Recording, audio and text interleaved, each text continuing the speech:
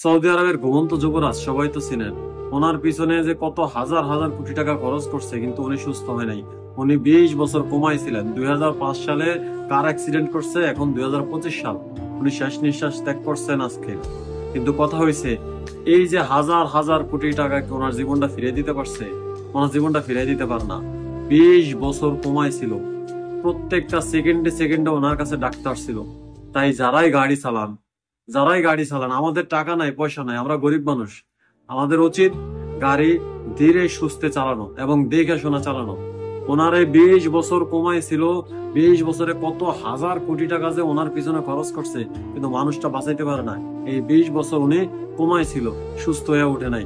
মাঝখান দিয়ে একটু হাত নাড়ছিল, একটু চোখ নাড়ছিল, মানুষ একটা আশ্বাস পাইছে। ওনার ফ্যামিলি যে কি পরিমাণ খুশি হয়েছে, একটা আশ্বাস পাইছিল। কিন্তু এত বছর কমায় থাকার পরে মারা গেছে। এখন যাক, ওনার জন্য সবাই দোয়া করবেন।